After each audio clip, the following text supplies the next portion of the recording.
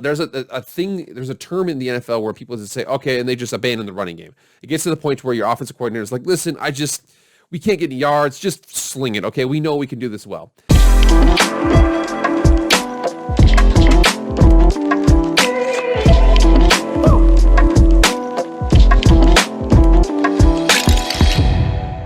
Well, look who it is. What's up, everybody? It is Jake with Master Football, back at it again with another video. Happy Wednesday, happy hump day.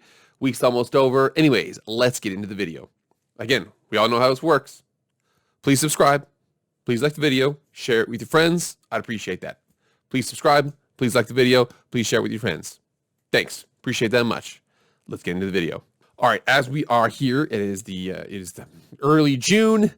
I mean, there's mini camps that are going on. There's talks about contract situations. Julio just got traded to the Titans. There's some news. We're starting to get like a little bit of that. I saw that LeBron just got bounced in the playoffs. The Lakers did. I mean, I think people are still paying attention to that. I don't know. I'm a big UFC fan, and they have not haven't had any quality fights recently. So it's been tough for sports. So what do we got to do right now? We got to look forward. We got to find things to look forward to. I've gone through not the entire schedule, but I've gone through a couple of teams and a couple of players that I wanted to see if they had a couple matchups that would look good. I looked for 5 matchups. These matchups are underrated matchups. Now, again, there's going to be a couple of them that aren't as underrated, but they're not necessarily talked about as super popular games that are coming up right now. But let's go ahead and get into those games really quickly. First of all, I want to give you an insight into the methodology that I used here. So I wanted to make a preference. So sorry, not sorry. Okay, they've got to be good quarterbacks, or at least young, exciting quarterbacks. I want to see something like that. No, I mean, there's going to be some dynamite defenses that are going to play each other late in the season or something like that. Good for you. Okay, you need to have good quarterback play. In particular, you need to have young quarterback play. The reason why you want to have young quarterback play is because you want to have players who are like, oh, I don't know how good they are. I don't know how good this is. But Ben, you want a high potential young quarterback, big arms, good legs, things like that. You want to have all of that kind of set up going forward. Another thing too, I want to take advantage of is with the methodology is short weeks. So short weeks are especially crazy because defenses typically it's harder to prepare for an offense that an offense needs to prepare for a defense. The rules are designed for offensive teams. The rules cater that way. Defenses, have a tough time catching up. I think this last year, because of COVID, but because of not being able to be in person, especially for a lot of the preseason stuff, we saw a lot of yards happen. We saw a lot of points. I mean, I was friends with a Seattle Seahawks fan, and they gave up a gajillion points through about the first 8 weeks of the season. Basically, it took them halfway through the season until they really started to play okay defense, not even good defense. Okay, so that is our methodology. Let's get into a couple of games, starting with number 1. First game I have is Week 1, Broncos at the Giants. Now, I know everybody's like, oh, Drew Lock, he might not even start. Drew Lock, despite what all people say, he's an exciting quarterback in terms of, like, it's big plays. Good or bad, okay? I mean, I saw him play the Raiders. He had a terrible game. I saw him play the Falcons. He had an amazing comeback in that game. So you see Drew Lock is capable of a lot of that. You also see Daniel Jones. So Daniel Jones this is the year, man. I mean, they've got as many good players as you can have there. I mean, they've got, oh my gosh, the amount of receiving talent on the field for this game is going to be insane. Okay, it's going to be KJ Hamler, Jerry Jeudy, Kenny Golladay, Kadarius Toney, Sterling Shepard, Evan Ingram, Noah Fant, Cortland Sutton.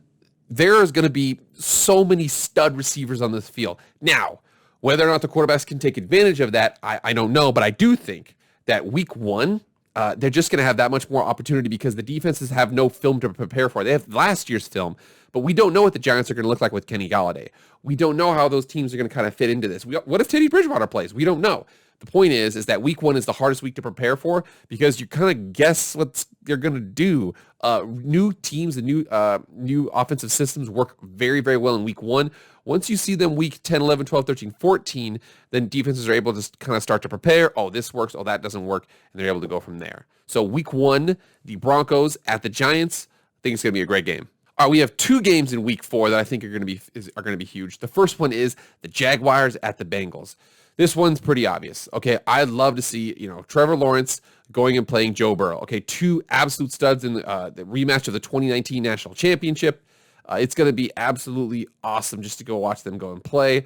I cannot wait for that game. Again, we're going to see, Jamar Chase is on the outside for them. I think the Jaguars have DJ Chark still. I mean, they've got a couple players who can kind of play, but again, the big one for this is that it's going to be those two teams, those two young quarterbacks going at it.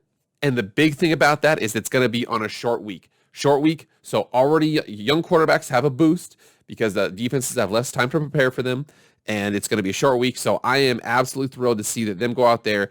And I mean, some of those defense coordinators might be like, dude, we just don't know. I think I remember last year the Bengals played at the Browns, and it was a really entertaining game. I think Joe Burrow had like a gajillion yards. It was awesome. The second of my week 4 games is going to be the Panthers playing at the Dallas Cowboys. The reason why I like this one is because it leans in the direction of potentially being a good game. So the Dallas Cowboys are going to be having a short week. They're going to play the Monday night before that. They're going to be playing the Philadelphia Eagles. And then the Panthers are going to be having a long week because that week's Thursday game they play, and then they play at Dallas that week. So they have about 10 days of rest, or 9 to 10 days of rest. And then the Cowboys are only going to have about 5 to 6 days of rest. I also like this because there's 2 young quarterbacks, but they're young, but still experienced quarterbacks. So Dak Prescott, I mean, obviously he can still sling it.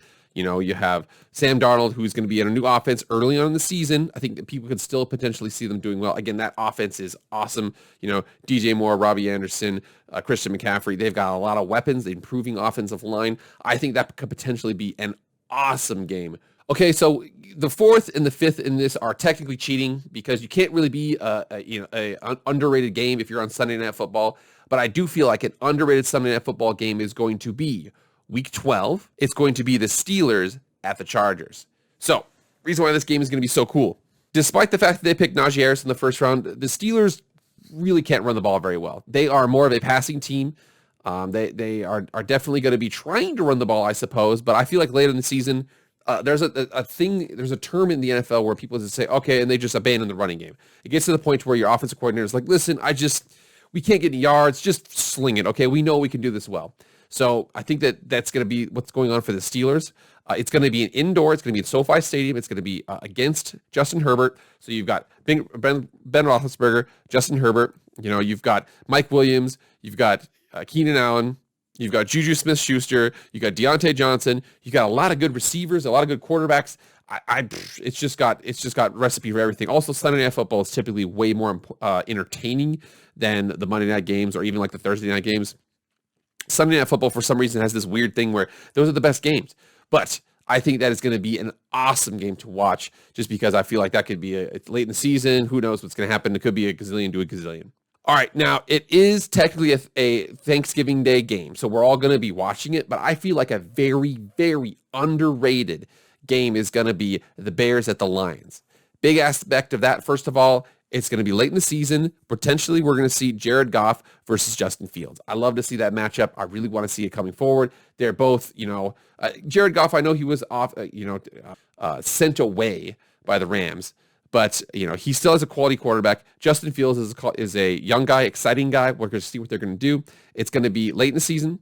We're going to potentially see those two. It's going to be indoors, and it's going to be on a short week. I think that has a recipe for just a lot of points.